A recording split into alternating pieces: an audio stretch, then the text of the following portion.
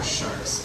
Now, before I get started talking about all the fish in this exhibit, though, I first just want to talk a little bit about the exhibit itself, because when this aquarium first opened its doors in February of 1935, 91 years ago, this whole area that you see before you was not our Atlantic Shores exhibit. In fact, it was not an exhibit at all.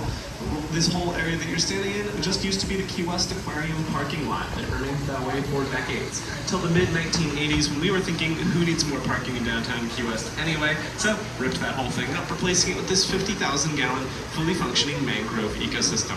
And the mangroves are these trees that you see right here on my left, with the long networks of prop roots coming down into the water. There are 3 species of mangroves here in the Florida Keys. We have red, white, and black mangroves. These here are the red. All 3 species are going to grow in or near saltwater. They're vitally important for the ecosystems of the Florida Keys. The vast majority of the over 1,700 islands that make up the Keys have their coastlines completely surrounded in these dense mangrove forests. And those long prop roots, they'll sink deep into the sediment, stabilizing that sediment, acting as a natural seawall, protecting those coastlines from erosion, from wind, waves, storms, anything.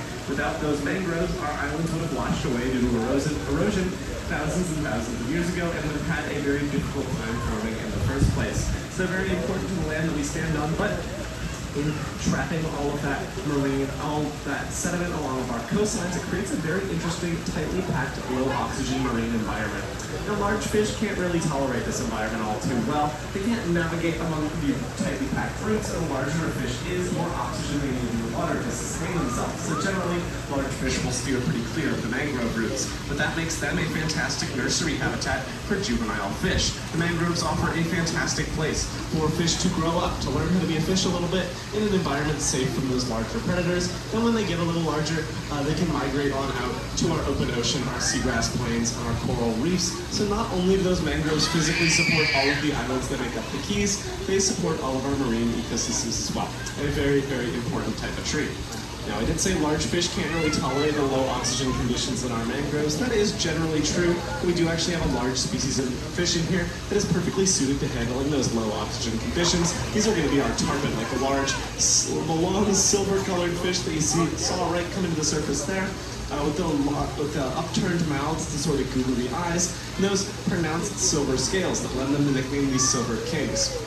Now, our tarpon, they have an adaptation with their swim bladder that allows them to come up to the surface, take a big gulp of air. It's that pop you hear when one comes to the surface to take food. They'll pass that air over their swim bladder and absorb some of the oxygen out of it, just like you or me. Now, it's not quite as efficient as something like our lungs. They do still need to be in the water. They can't subside on air alone. But if they're not getting enough oxygen out of the water, they can supplement it with additional oxygen from the air. So, a very, very cool adaptation that they have. Allows them to hang out in the mangroves for as long as they want. It is also one of the things that has made our tarpon a very popular species of game fish. I'm sure you can tell just by looking at our tarpon, they are big, strong fish. If you hook one, especially a big one, you can find them on the line for hours before finally getting them up to the surface. Once you do have a tarpon up at the surface, you think you've got it on its last legs, so to speak. You take that big gulp of air, pass that air over that swim bladder, absorb the oxygen out of it, and be fully re-energized, ready to give you a whole another fight. So we have very, very common, very difficult species of game fish to try and catch here in the Florida Keys. And they are game fishing only. They're a protected species. You're not allowed to bring them up onto your boat or keep your catch unless you're going for the state or world record. Now, if you are after that state record, you are probably in the right place. It was set right here in Key West back in the 1970s by a man named Gus Bell, who reeled in a 243-pound tarpon, around double the size of the ones that we have in here, on just 20-pound test line. So if you know anything about fishing, you know that is absolutely not how that's supposed to work, and a momentous feat that has not been topped in the decades since. So if you are after that state record, we can only really wish you the best of luck. Now, our tarpon, though, are not the only important game fish species that we have in here. The next species, or 2 species actually, that I want to talk about are going to be our jacks, like this guy right here. Oh, that got stolen by her red drum a little bit, but you see this large silver-colored fish here, our jack crevalle with the teardrop-shaped sort of tuna-looking silvery body. We also have a smaller species, the horse-eye jack, that are typically shortly behind on his heels. Let's see if we can spot one of them. Now the crevalle, the larger species, here's one of the horse-eyes. The crevalle's larger species will have silver-colored fins and a big black spot on their gill cover. Meanwhile, the horse-eyes, they'll have same overall body shape, be a little bit smaller, and have yellow-tinted fins instead of the white of the crevalle, like this one right here. Now, They'll also have a larger eye relative to their body size, hence the name four-side jack. Out in the wild, these jack species are speedsters, hitting and maintaining speeds of around 30 miles an hour, which they can use to help form and dart in and out of bait balls, really tightly packed schools of big fish out in the open ocean. Now they also have an adaptation that helps them with hunting at such high speeds. If you look behind the eye of one of our jacks, especially the larger crevalle, when he comes near the surface to take food, you'll see this light blue patch around the eye and the surrounding area. Looks a lot like blue eyeshadow. I promise we don't put any makeup on our fish, we think they're pretty enough as is. That light blue patch is something called an adipose eyelid. It offers an extra layer of protection around the eye and the surrounding area, so that when they're traveling at those high speeds, their eye is shielded, both from the water pressure and any impacts, because as I said, they're diving straight into those densely packed bait balls of fish. They're definitely taking some impacts to their face, and those adipose eyelids act like safety goggles. Now they also have a secondary function. Those adipose eyelids act as a polarized layer. They increase their visibility, reducing glare, and even allowing them to focus on stuff above the surface of the water. Kind of like how polarized sunglasses let you focus better on stuff below the surface of the water. That works the other way as well. They'll use that to get an edge up on their competition. You'll see sometimes when I throw a piece of food out to one of our jacks, they'll dart for it before it even hits the surface. That's them using that adipose eyelid to get a bit of an edge up on their competition. So a very, very cool visually inclined fish. And we do also have some musically inclined fish in here as well. So are going to be our red drums, like this one right here. We have two of them in here. They're easily identifiable with their deep red coloration, and like to swim right at the top, right in the middle. So they're really easy to spot. They're also known as redfish for that deep red color. But the drum part of the red drum name comes from the fact that they can actually produce a low drumming sound. They have muscles around their swim bladder they can use to create and amplify a low drumming that they'll use during their mating season for a couple of different purposes, both to attract females to their current location and to establish territory, to tell other males to go hang out elsewhere, that they're infringing on their turf. So if you're ever out in our waters and you hear that sort of low drumming sound, it's probably one of these guys out in their natural habitat, which is always something really, really cool to encounter out in the wild. But they are not our only species of drummer. In fact, we have a bit of a bass drummer in this exhibit. Her name is Gigi, and she is our juvenile Goliath grouper. She's also target trained, so I'm going to try and call her over to my dock here with this target, see if she wants some lunch here. Now, Goliath groupers have a similar ability to those red drums. They have muscles around their swim bladder they can use to create and amplify sound. But when it comes to a Goliath, it's going to be much, much louder, like a bass drum, almost a sonic boom. You can feel reverberating in your chest cavity if they're in the water. Here she is swimming toward the bottom. Here, let's see if we can get a nice little handful of food to her. Now, we like to say, if you feel that reverberating in your chest cavity while you're hanging out in our waters, we do that swimming the other way. There we go. Gigi got a nice big bite of food. Let's see if she wants any more. No, looks like she's swimming the other way, circling around towards the middle. She's like hanging out on the bottom right there. Now, our Goliath groupers, they're what are known as benthic gorge feeders. That means they hang out on the bottom, and then when they eat, they'll eat a whole lot all at once, and then they'll wait a long time for it to digest before they want to eat again. That means Gigi doesn't actually eat every single time we present that target to her, so it's good that she was feeling hungry right there. We still present it multiple times a day just to make sure she's eating whenever she's up to it. Now, Gigi looks like she's circled back around. Yeah, she's over there by the wall, hanging out on the bottom. She has that mottled, dull gray body, black spots all over her fins. She's about 100, 120 pounds. Pretty big for a fish overall, but when it comes to a Goliath, still very much a juvenile.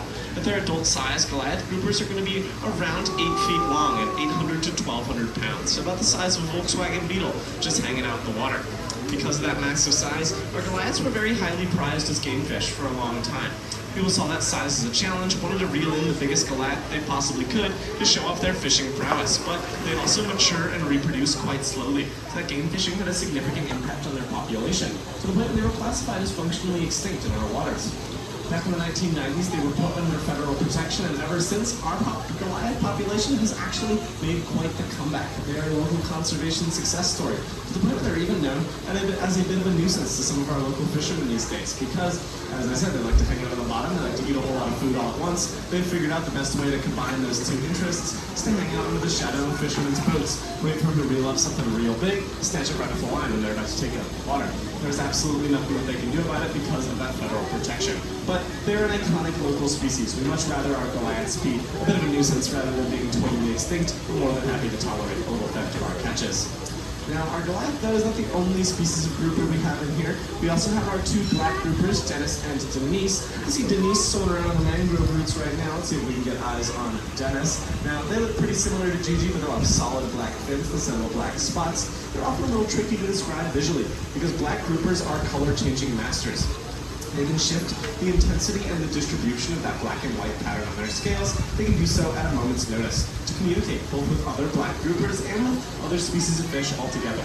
You ever see Dennis or Denise hanging out around the middle of the exhibit, mouth wide open with an almost fully white coloration? They're signaling to the cleaner fish in this exhibit to come to their mouth, clean out any bits of food they may have missed or parasites that might be bothering them. So a very, very cool communicative species of fish.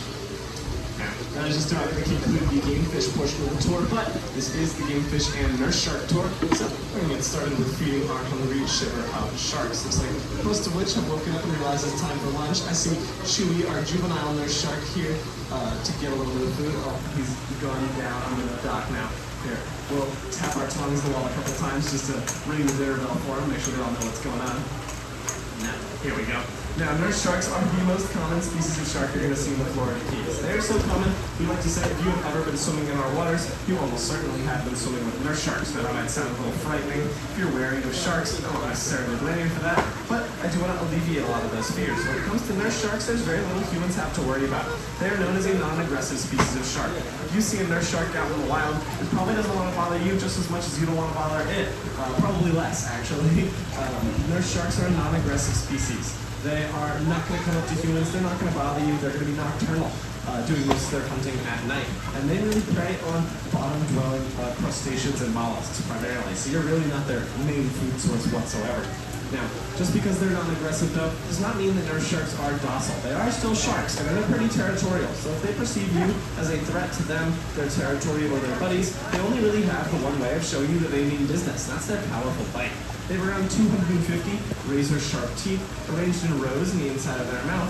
They also have a bit of an added factor to that bite. That popping you hear when they come up to the surface and take food is created by their buccal muscles, the muscles in the mouth and the throat that create suction. Humans have the very same muscles we use them to do stuff like drink through a straw. Those in their shark are far stronger. With around the suction power of 10 vacuum cleaners. And they use that powerful suction to draw food straight into their mouth. Whether that be lobsters out of their hidey holes from feet away, or bean conchs, the snails, right out of their shells, they can draw food straight into their mouth with that suction from their buccal muscles. But those buccal muscles also have a secondary function. They act a very common misconception about all shark species is that they always have to be swimming forward all the time in order to breathe, to move water into their mouth and out over their gills. That is true for some species, but only around 24 and roughly 500 total shark species are what are known as obligate ram ventilators, and they have to be swimming forward to breathe. That is a group that includes some of those popular sharks, stuff like the great white, the mako shark, the tiger shark, those pelagic gray sharks that everyone thinks of when they hear the word shark. They're obligate ram ventilators. That's how it gets around as an all shark sort of deal. But the other species, including our nurse sharks, are known as buccal pumpers. They have those suction muscles. They can use them to draw water straight to their mouth and out over their gills without moving their whole bodies an inch. So typically, when you find our nurse sharks, they'll be hanging out on the bottom, taking a nap with a bunch of their buddies in what we like to call a puddle. They're very, very cool to see out in the wild. Now, nurse sharks also have an interesting seventh sense that they share with the other cartilaginous fish. This is the group that includes stuff like stingrays, rays, skates, and some other lesser-known sharks, or some lesser-known species as well, alongside sharks. This is called electroreception. They have a series of pores in their snout called the ampullae of Lorenzini that can detect any electrical signals in the water.